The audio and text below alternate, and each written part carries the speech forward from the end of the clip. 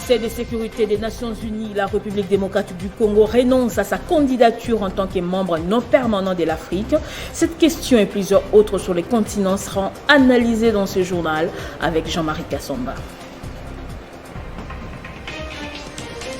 En Ituri, au moins 5 civils ont été tués ce lundi dans une nouvelle attaque attribuée aux rebelles ougandais. Le bilan est encore provisoire selon la société civile. Ouverture ce mardi du premier sommet mondial virtuel sur les caoutchoucs à Abidjan, Côte d'Ivoire. Affronter l'avenir, exclusivité, durabilité et croissance pour la nouvelle normalité, c'est le thème retenu cette année. Et puis en sport, on va parler de la 56e Coupe du Congo. La phase finale démarre très prochainement. Les Daring Club Motema Pembe héritent du FC Renaissance au premier tour. Nouveau journal sur Télé 50, bienvenue à tous. La République démocratique du Congo renonce à sa candidature comme membre non permanent du Conseil de sécurité des Nations Unies pour la période 2022-2023, annonce dans un communiqué les vice-premiers ministres des Affaires étrangères Christophe Lutundula. Selon ce dernier, le chef de l'État a décidé de retirer la candidature de la RDC après concertation avec certains de ses pairs ainsi qu'avec le président de la Commission de l'Union africaine. C'est à travers un communiqué officiel du ministère des Affaires étrangères rendu public le week-end dernier et parvenu à la presse lundi que le vice-premier ministre des Affaires étrangères a révélé cette nouvelle. C'est pour renforcer l'unité du continent et de préserver les climats de fraternité en Afrique centrale que le chef de l'État, Félix-Antoine Tshisekedi Tshilombo, a pris l'option de reporter la candidature de la République démocratique du Congo à ce poste pour la période 2026 et 2027. Le gouvernement de la République démocratique du Congo exprime toute sa gratitude à tous les partenaires qui lui avaient assuré de leur soutien à ce poste pour leur attachement à la RDC. Il affirme par ailleurs qu'il honorera les engagements pris dans le cadre de ces élections et espère que ceux qui l'ont soutenu lui témoigneront du même soutien à sa candidature pour la période 2026-2027 lors des élections qui se tiendront en 2025. Le gouvernement de la RDC souhaite un fructueux mandat aux pays qui représenteront l'Afrique au Conseil de sécurité pour la période 2022-2023 et les assure quant à l'appui du président en exercice de l'Union africaine. Et justement, comme je le disais au sommet, on va ouvrir une importante parenthèse sur la diplomatie sur le continent, cette position de la RDC comprise comme une faiblesse pour les uns ou un fair play pour les autres, fait couler beaucoup d'encre et de salive. Nous faisons recours dans ce journal à notre éditorialiste Jean-Marie Kassamba, DG, bien directeur général de Télé 50. Bonjour. Bonjour. Après un bras de fer, Jean-Marie, si on peut le dire ainsi, Kinshasa a décidé finalement de désister en faveur du Gabon pour le siège non permanent de l'Afrique au Conseil de sécurité de l'ONU. Quelle symbolique voyez-vous à travers ce geste? Bon, je pense que en diplomatie, les pays n'ont pas d'amis, n'ont pas de partenaires, on va dire, francs. Les pays ont des intérêts. Et dans les cas d'espèce, notre pays méritait d'être au Conseil de sécurité nationale en tant que membre non permanent. Il aurait fallu d'abord qu'on puisse mesurer notre installation effective dans ces systèmes des Nations Unies, parce que n'oublions pas que les Gabons nous avaient déjà dribblés sur le plan sportif avec absolument, et que il y a le Nigeria qui était aussi candidat et qui s'était déjà désisté au profit du Gabon. Et n'oublions pas non plus que nous sommes au niveau de l'Union africaine. Ça veut dire qu'on doit prendre les déçus, pour ne pas dire installer notre influence au niveau international. Nous n'avons pas encore jusqu'aujourd'hui, au plan international, des vrais partenaires francs. C'est aussi valable avec la France, qui est avec le Rwanda dans ses mariages, on va dire, d'intérêt de très haut niveau. La même chose pour les pays européens, d'autres pays européens que la France, la Belgique notamment. On en parlera certainement avec le roi des Belges qui a renoncé de revenir chez nous. Et c'est valable aussi au niveau de la Banque mondiale, parce que beaucoup de ce qui nous a été promis n'a toujours pas été effectué, malgré qu'on soit au niveau de l'Union africaine. Et donc notre diplomatie On espère qu'avec l'arrivée de vertébrés comme Christian Ileka, comme Dirkaba du ministre des Affaires étrangères, Lutundula, qu'on va déployer la plupart de nos diplomates. Il y a eu cassure. On a mis de côté tous les diplomates qui étaient là depuis longtemps, une vingtaine d'années au niveau du Conseil de sécurité pour gérer un peu cet environnement. Donc, diplomatiquement, on va dire, on a fait du reculade, un peu de régulade, mais c'est un échec pour nous. Nous devons y travailler avec beaucoup plus de méthodes cette fois-ci. Quand vous voyez les Rwandais placer ces gens un peu partout, c'est pour peser dans ce type de relations. Et donc, la fois prochaine sera la bonne, on l'espère.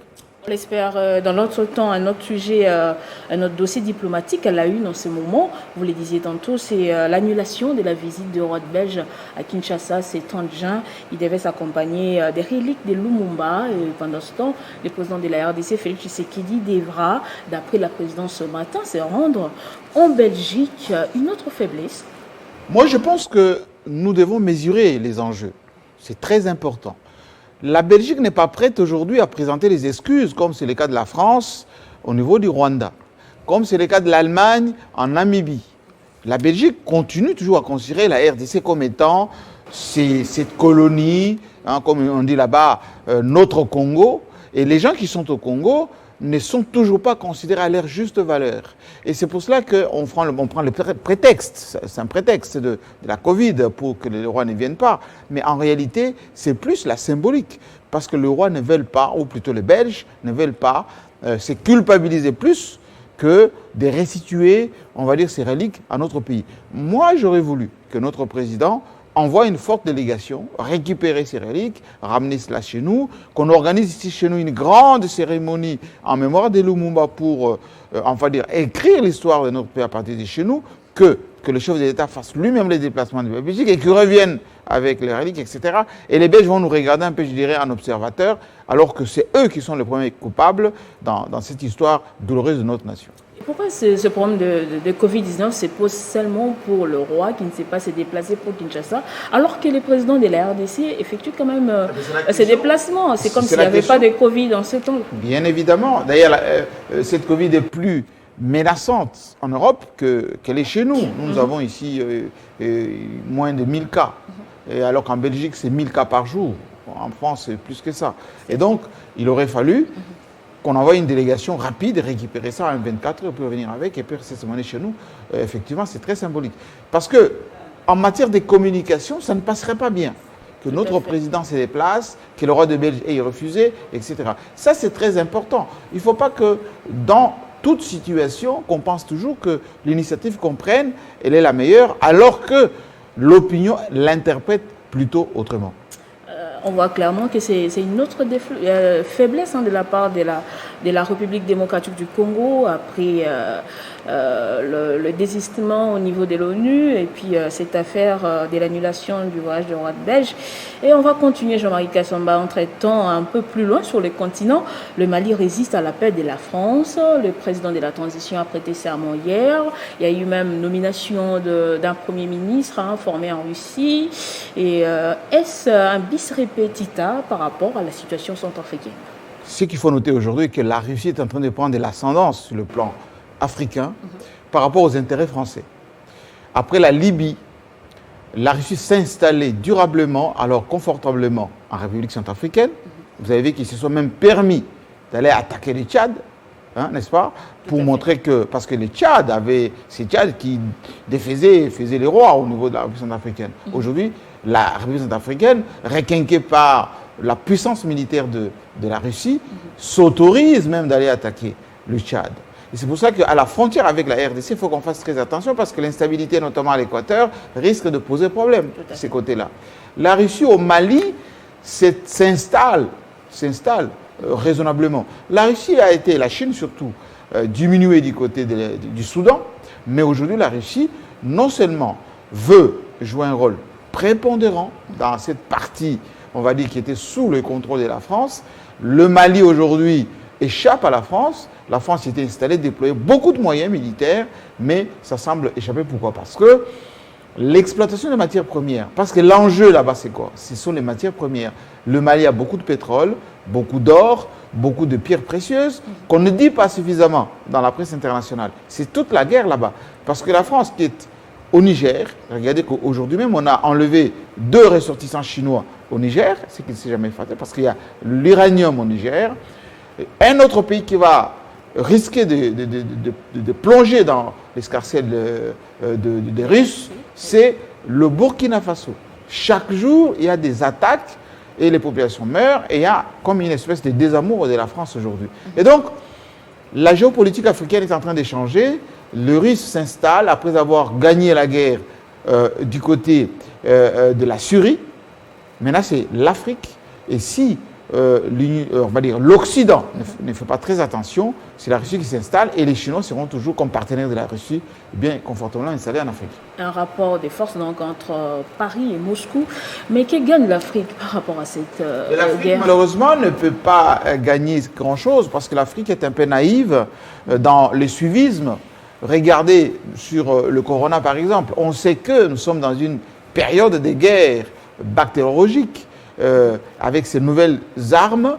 Aujourd'hui même, il y a eu le piratage des grands sites, des grands médias internationaux, piratés par les hackers à travers le monde notamment. C'est la nouvelle forme de guerre qu'on a aujourd'hui. Les avions qu'on peut détourner avec les nouvelles technologies, etc.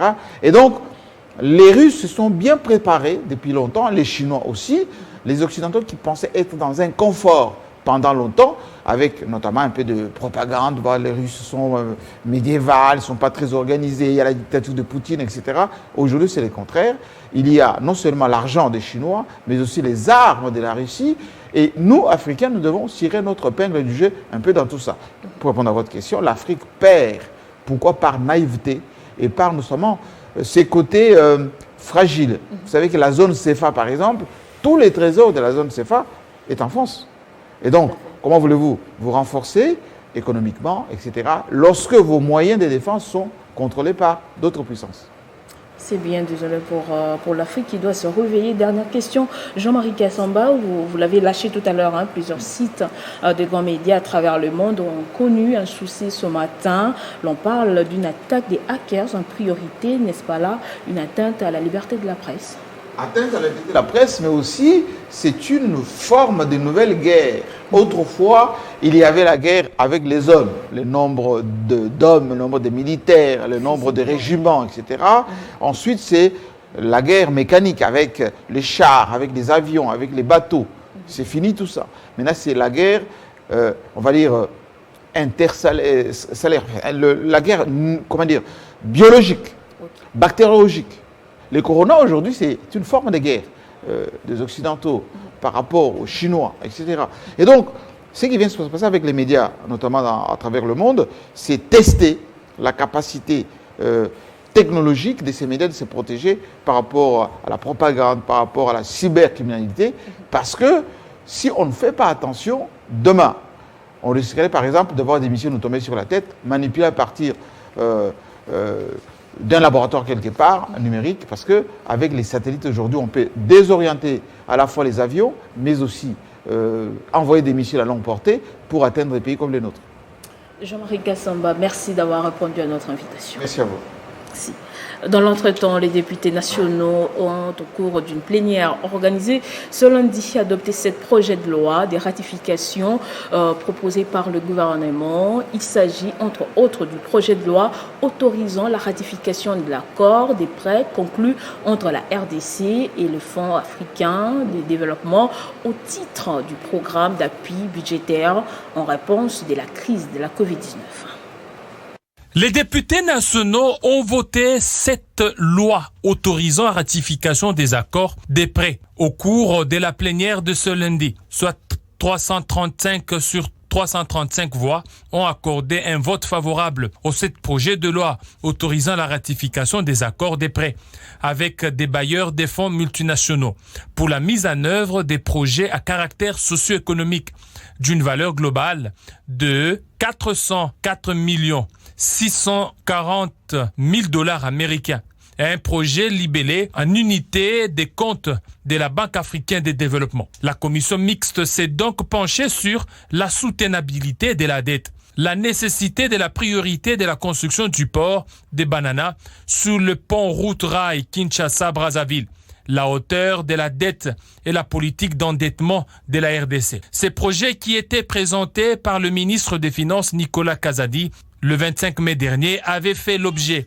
d'un débat en plénière avant d'être confiés à la commission économico-financière et des bonnes gouvernances et relations extérieures pour un traitement approfondi du 26 au 30 mai. Ce sont les conclusions des délibérations de cette commission déposée au bureau que la plénière a fondamentalement examiné, article par article, avant le vote favorable. Les 7 projets de loi seront transmis au Sénat pour une seconde lecture avant la promulgation par le président de la République, Félix-Antoine Tshisekedi Tshilombo.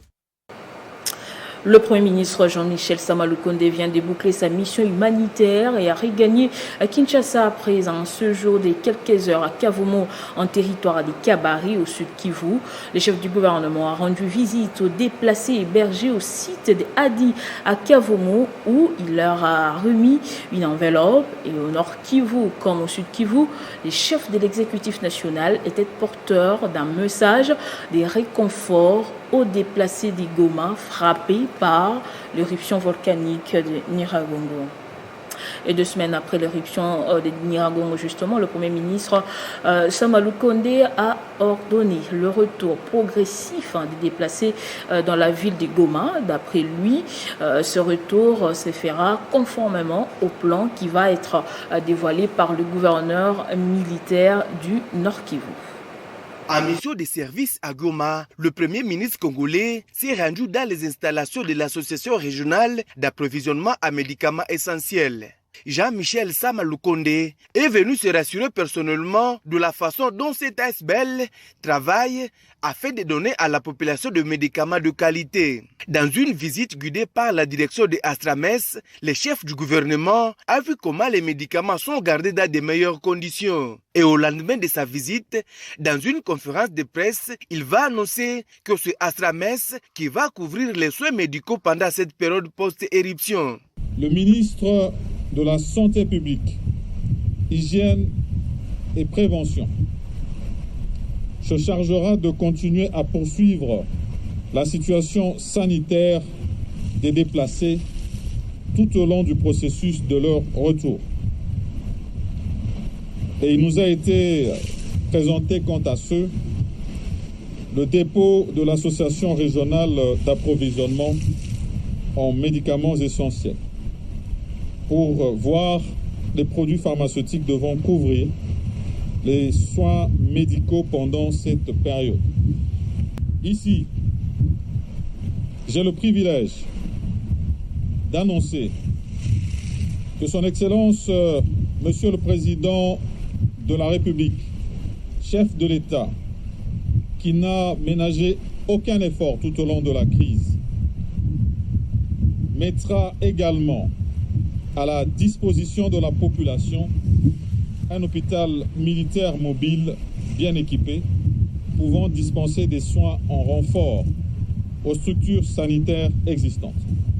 C'est grâce à l'efficacité de Astrames sur le terrain, en fournissant à ses partenaires des médicaments de qualité, que le chef du gouvernement congolais a pris cette mesure. L'attaque des terroristes ougandais des ADF Nalu ce lundi dans la chefferie des Bahima Bouga. Nous sommes dans le territoire d'Irumu, dans la province de l'Ituri. La société civile de ce territoire avance un bilan provisoire de 5 personnes tuées lors de cette attaque qui a ciblé plusieurs villages. Selon la même source, plusieurs personnes seraient encore prises en otage par ces rebelles. Direction le Haut-Katanga avec la lutte contre la sécurité. Le gouverneur Jacques Kaboula Katoué a doté la police de sa province de 4 nouvelles jeeps. C'est le commissaire plutôt provincial du Haut-Katanga qui a réceptionné ces dons de main du gouverneur Jacques Kaboula. Ces 4 pick-up Land Cruiser 4x4, toutes neuves, sont une nouvelle dotation du gouvernement provincial du Haut-Katanga, déterminé à faciliter la sécurisation de ses administrés. Avant de les remettre ce lundi au commissaire de la PNC, le gouverneur de province, Jacques Yabula Kato, a réitéré son engagement à œuvrer pour la sécurité de la population et de ses biens et a demandé aux services bénéficiaires de les utiliser à bon escient.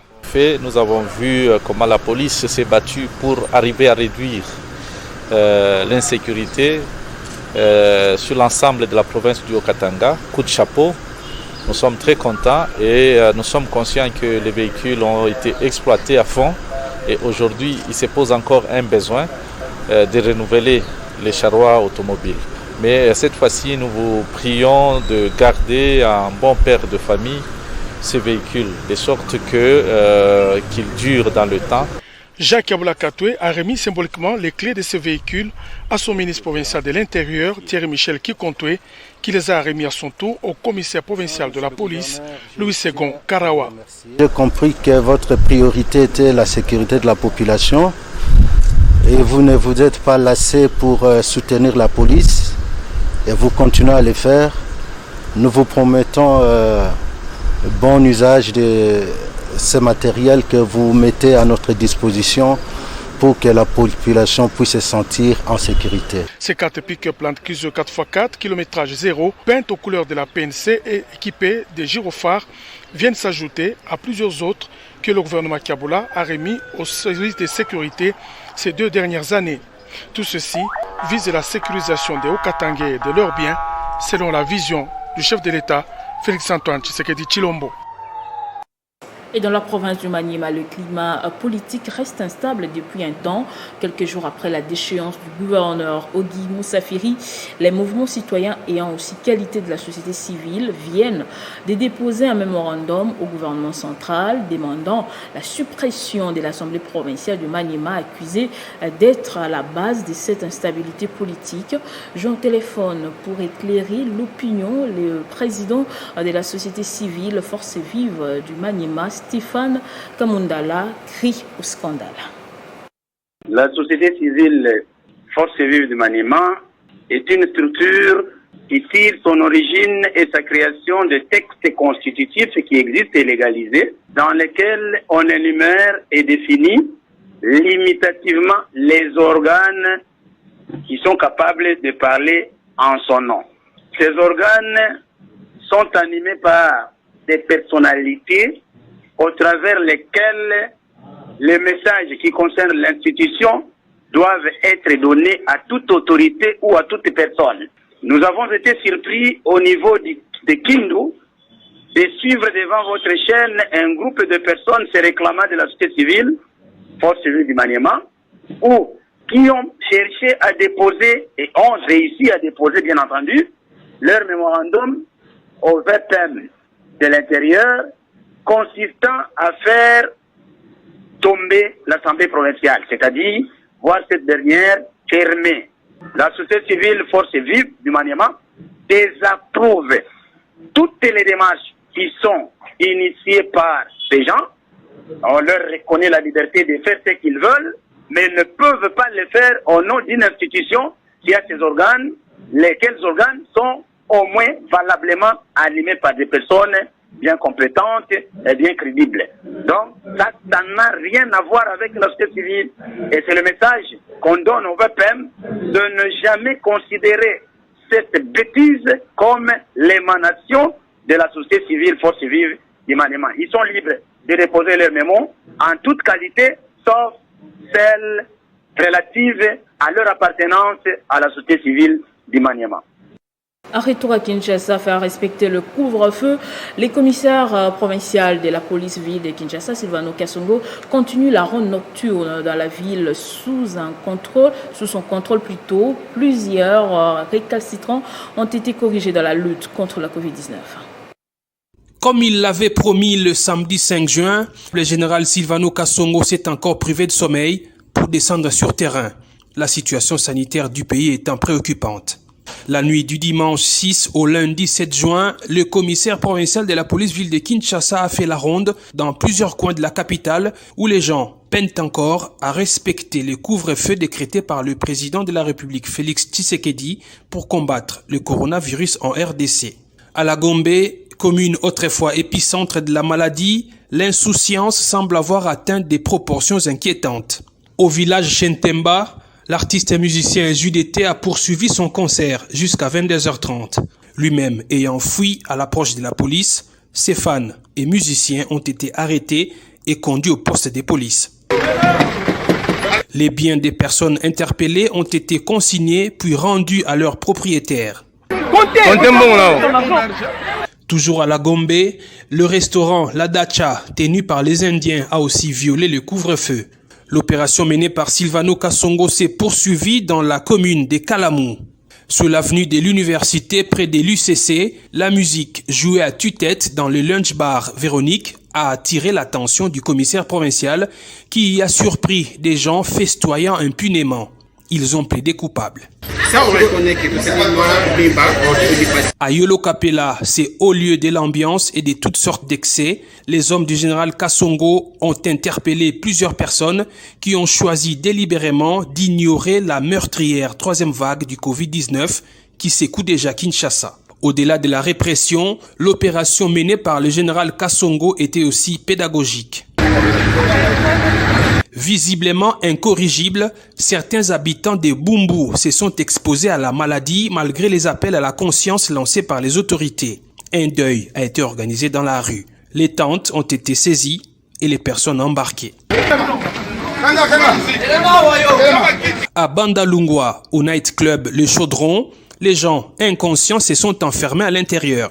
La police n'a pas voulu tomber dans la destruction méchante en cassant l'entrée. Toujours dans la même commune, d'autres nightclubs ont vu la police débarquer et procéder à des interpellations. Le commissariat provincial a rappelé que la circulation pendant les heures du couvre-feu est conditionnée par une dérogation légale. Le premier sommet mondial virtuel sur les caoutchoucs s'ouvre ce mardi à Abidjan autour du thème « Affronter l'avenir, l'inclusivité, durabilité et croissance pour la nouvelle normalité » sous la présidence du Premier ministre Patrick Hachi. Cette rencontre de haut niveau initiée par le groupe international d'études sur les caoutchoucs regroupera toute la chaîne des valeurs mondiales du caoutchouc naturel et du caoutchouc synthétique. Les prix du caoutchouc secoués par la crise sanitaire mondiale depuis début 2020 sera sur l'agenda de ces grands forums qui réunit les experts du monde entier sur l'avenir du caoutchouc dans les pays producteurs et consommateurs. On va parler sport à présent. Coupe d'Afrique des Nations de handball dames Cameroun 2021. C'est ce mardi que débute la compétition et les Léopards entreront en lice tout à l'heure face aux Nigérianes. Logées dans le groupe B, les Congolaises évolueront aux côtés de Camerounaises, pays hôtes, justement les Cameroun et les Kenyanes. Les 18 Léopards de la RDC qui ont fait une bonne préparation restent déterminés à faire un bon parcours dans cette Coupe d'Afrique des Nations, surtout qu'elles ont le soutien total de l'État congolais. Et en football, on connaît désormais les affiches pour la phase finale de cette compétition, 56e édition. Le Daring Club Motema Pembe a hérité du FC Renaissance au premier tour, un match qui va se jouer à élimination directe. Au total, 27 clubs prennent part à cette phase finale. Ce journal est terminé. Place au rappel des titres. Conseil de sécurité des Nations Unies, la République démocratique du Congo renonce à sa candidature en tant que membre non permanent de l'Afrique. Cette question et plusieurs autres sur les continents ont été analysées dans ce journal avec Jean-Marie Kassamba. En Ituri, au moins 5 civils ont été tués ce lundi dans une nouvelle attaque attribuée aux rebelles ougandais. Le bilan est encore provisoire selon la société civile. Ouverture ce mardi du premier sommet mondial virtuel sur les caoutchoucs à Abidjan en Côte d'Ivoire. Affronter l'avenir, exclusivité, durabilité, croissance pour la nouvelle normalité, c'est le thème retenu cette année.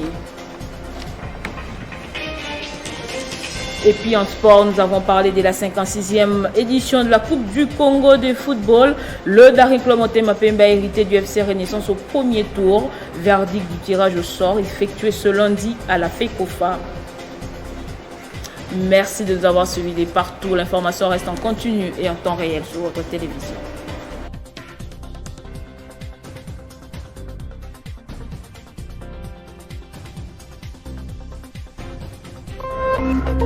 Téléchargez les infos Télé 50 sur www.télé50.cd.